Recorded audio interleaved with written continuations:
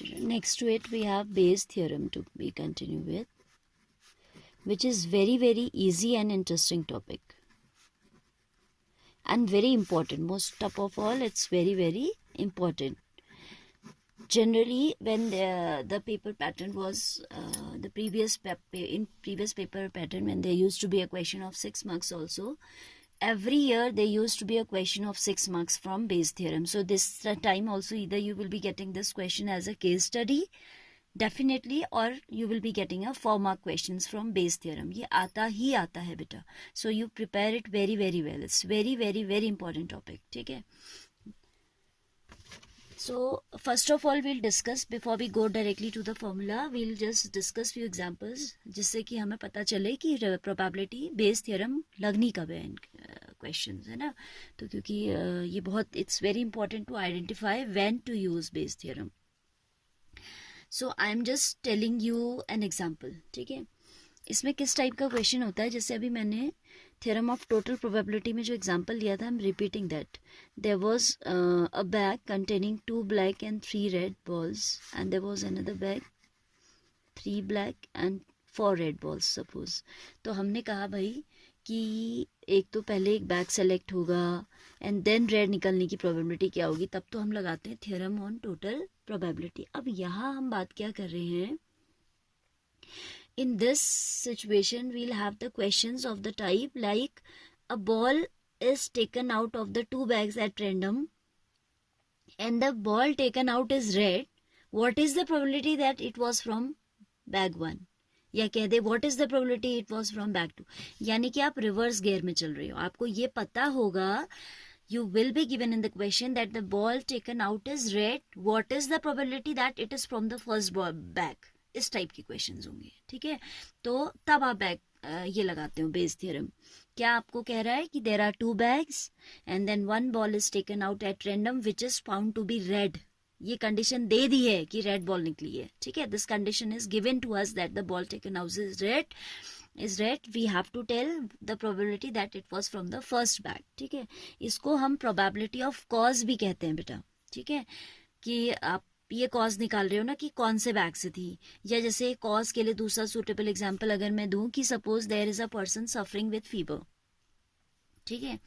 And ये है कि हाँ वो पर्सन को फीवर है. It is given, this condition is given that he is suffering from fever and it's saying that it is possible that it is a common viral or it is COVID-19 or it is typhoid. तो अब आपको उसने तीनों चीज define करके दी कि a person can suffer from common viral, the same can suffer from COVID-19 and the same can suffer from typhoid, जिसके आपको प्रोबेबिलिटीज दी होंगी कि टाइफॉइड होने की इतनी है, कॉमन वायरल की इतनी है, कोविड की इतनी है. A person is selected at random and he is suffering from fever. Find the probability that this fever is due to COVID-19. तो आपको रीजन पे पहुंचना है. ठीक है. इसलिए इसको प्रोबेबिलिटी ऑफ कॉज भी कहते हैं. ठीक है. तो ऐसा आपका जहां दिया होगा कि ये आउटपुट आपको पता है कि फीवर है, दिस इज गिवन. आपको कॉज पता करना है कि कोविड की वजह से फीवर होने की क्या प्रोबेबिलिटी है. सेम ईयर आपसे मैं कह रही हूँ कि ball taken out is red. What is the probability that it is from the first bag. यानी कि आपको आर इवेंट आपकी हो चुकी है और आपको पी इवन अपॉन आर निकालना है. बेस थ्योरम में आप क्या निकालेंगे, event are has already taken place. We know that the ball taken out is red. हमें निकालना है probability of getting this ball from bag 1. ठीक है. तो इसके लिए भी कुछ कंडीशंस हैं जिनकी हमको अश्योरिटी होनी चाहिए कि आपका जो है बेस थ्योरम एप्लीकेबल है. ठीक है. तो वो कंडीशन क्या है कि suppose E1, E2, E3 are the events defined on same sample space, then these events should be mutually disjoint. And these events should be non-empty events first of all. Are E1, E2 up to En are N non-empty events. ठीक है. तो आपसे कहता है दूसरा कि E1 union E2 union En ये सारे मिला के क्या बना दे रहे हैं, सैम्पल स्पेस बना दे रहे हैं. ठीक है. नॉन एम्प्टी इवेंट्स होने का मतलब है कि जो प्रोबेबिलिटी होगी किसी भी इवेंट की वो नॉन जीरो होगी. PI is not equal to 0. ठीक है. 0 नहीं है यानी कि 0 और 1 के बीच में. राइट. आपको पता ही है कि प्रोबेबिलिटी मैक्सिमम 1 हो सकती है, तो 0 और 1 के बीच में होती है. E1 E2 E3 इन सब से आपका सैम्पल स्पेस बन जाए. This means these are mutually this type of events are called exhaustive in nature. ठीक है, यानी कि they are making the whole sample space if we take out the union. ठीक है. दूसरा ये भी होता है कि आपकी जो इवेंट्स हैं, तीसरी condition, they should be pairwise disjoint. तो I should have E I for applicability of this should be equal to 5 for any 2 pairwise event, they should be disjoint. ठीक है. तो हमें क्या निकालना होता है, हमने कहा कि भाई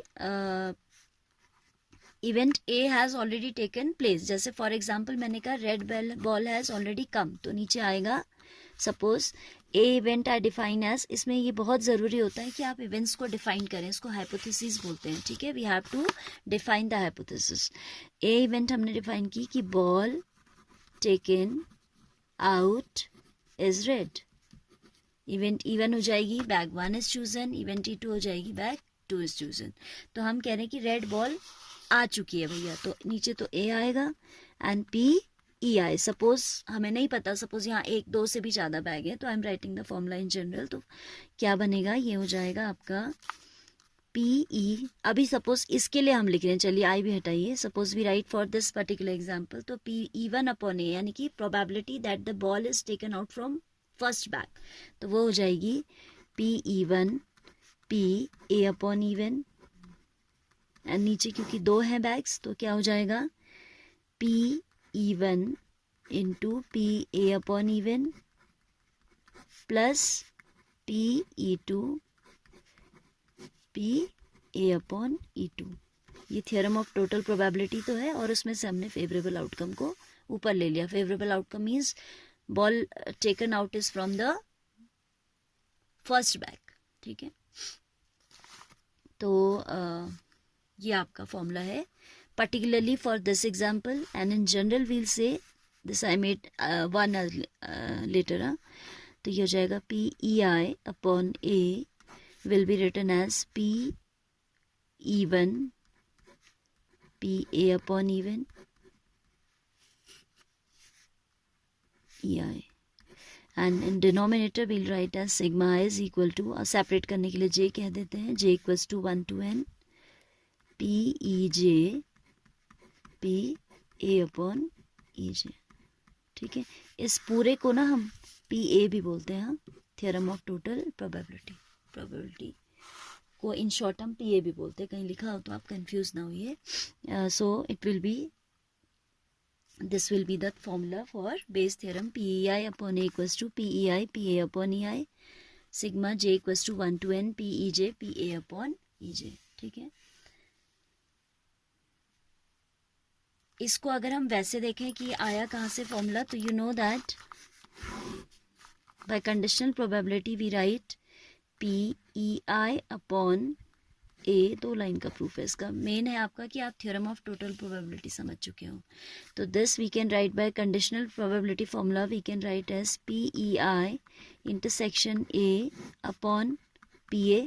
पी ए जहाँ आपका ये होगा. ठीक है, and this will be equal to by multiplication theorem on probability we can write it as PEI multiplication theorem on probability, revise that, पहले पढ़ा चुकी हूँ, into PA upon E1 EI of course as we are writing the formula in general, and here PA के place पे ये पूरा आ जाएगा, sigma j equals to 1 to n PEJ PA upon EJ. ठीक है, प्रूफ्स तो एग्जाम में नहीं आते हैं basically, but at least without this थोड़ा समझने में बच्चे को प्रॉब्लम होती है.